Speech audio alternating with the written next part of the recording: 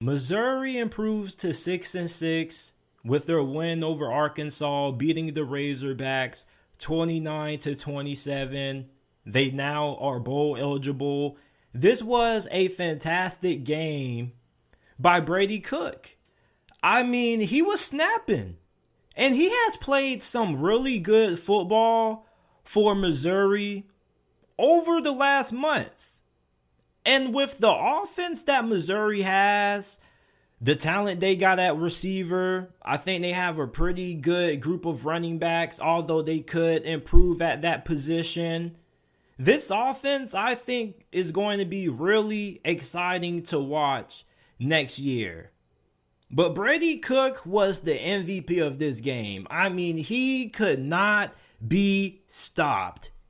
He was looking like the white version of Lamar Jackson out there, honestly. I mean, he had 18 carries for 138 rushing yards. And he also had 7 yards per carry and a touchdown. And this isn't the first time he had a performance like this. He had a really good performance against Tennessee. I mean, Brady Cook has played some really good football over the last month or so.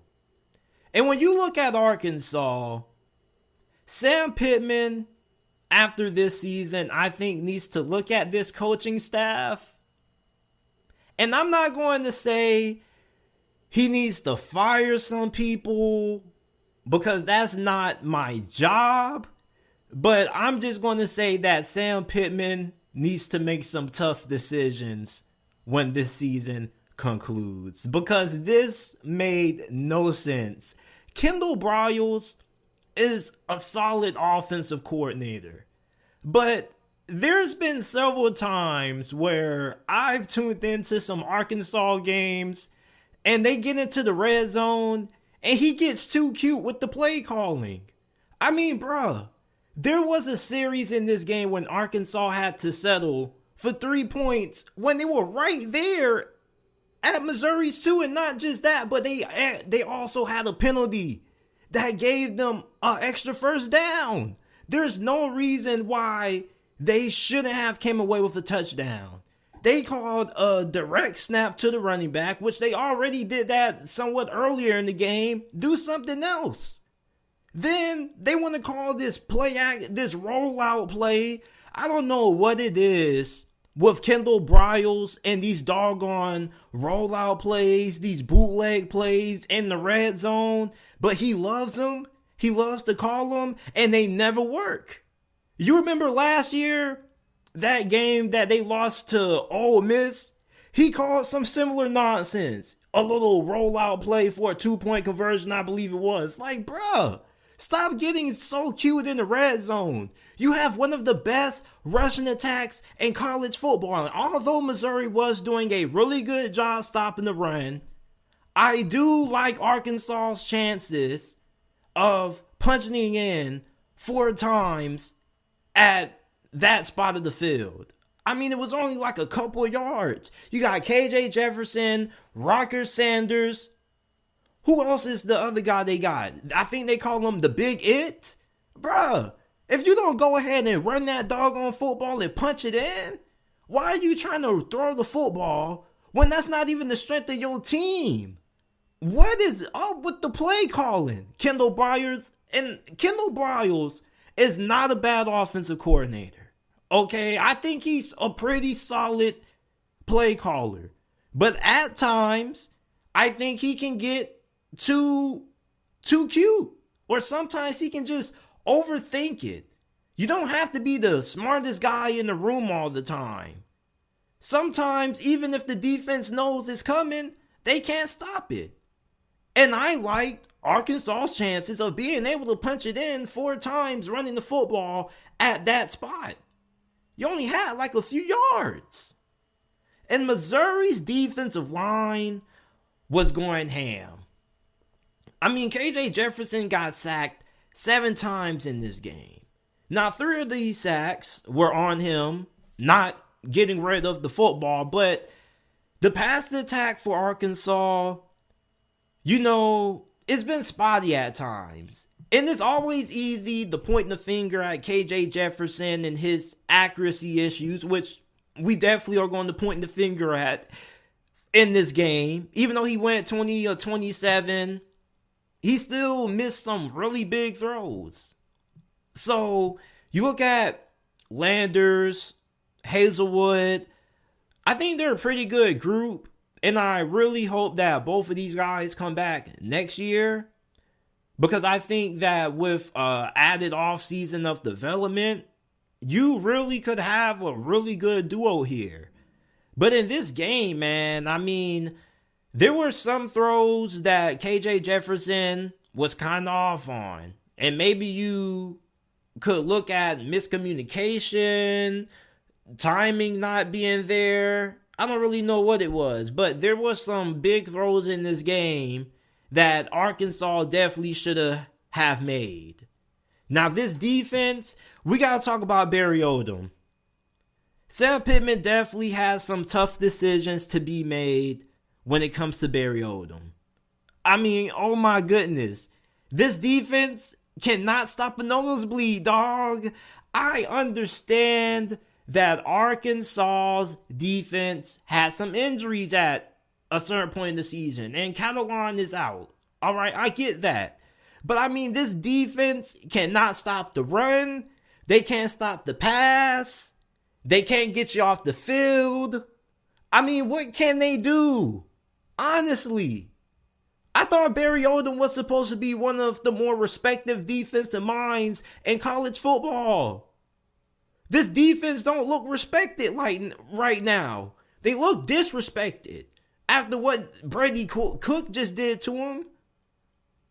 I mean, there was a conversion late in this game, right? When Arkansas was trying to get the ball back to their offense. There was a third down play. I'm just looking at the defensive back. I'm like, bro, I just know they're going to go right to him. They went right to him and he moved the chains. And it wasn't even a good throw. It was a good catch by number 10 making the adjustment. And I'm just like, bro, this is something that if you're Arkansas and you're a program trying to get to that upper echelon part of the SEC, you have to be able to be good in situational football. And Arkansas sucks in situational football. Terrible play calling almost every single time. And they just seem to not be able to execute in the big moments of games against better competition. I mean, Texas A&M, LSU. I mean, if you're Sam Pittman, you got to look at this season, and it's definitely a disappointment no matter how you slice it. Okay, because most of us, let's be honest, had Arkansas probably being the second or third best team this year in the SEC West at 9 or 10 wins. So we got to ask ourselves, and Sam Pittman has to ask himself, you know, what happened? Because this season definitely is a step back from last year. Honestly, it seems like it. I don't really care if the record differential isn't all that great. It still feels like it. I mean, this team had so much potential this year. And yet they just haven't been able to execute in the big moments. The play calling just seems to shrink. I mean, I don't know what it is. But you look at Missouri, and they finally are able to win the one-possession game. And one of the announcers talked about it earlier during the broadcast. He was like, it's kind of a nightmare to talk about it. You might want to hide your kids. But I mean, this is a program that I think is on the up and coming. And I don't think a team's inability to win close games always is a bad thing. You know, sometimes it can be a good thing. You got to ask yourself, what could Missouri have done better in those losses to have come up on the winning end? Now, it's not like they're Nebraska and they're Scott Frost and they're not winning games. I mean, they're losing one possession games, but they are a 6-win football team. They are going bowling.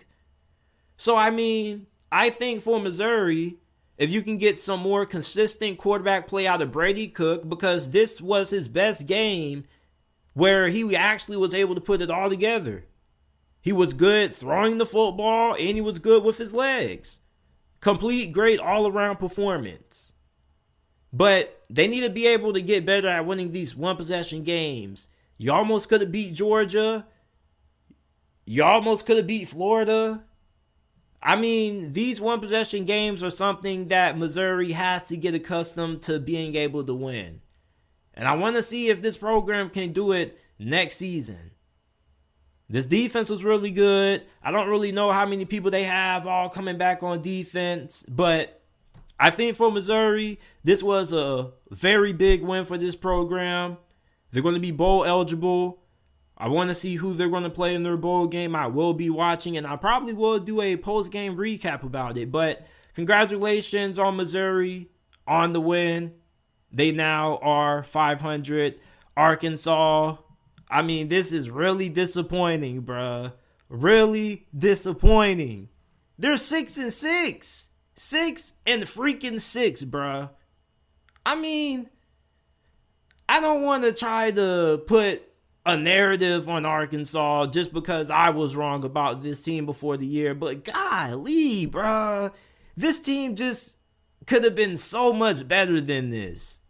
But I appreciate you guys for listening. If you guys have made it up to this point, thank you. Make sure that you guys like the video, subscribe to the channel. Also, make sure that you check out the JT Sports Podcast.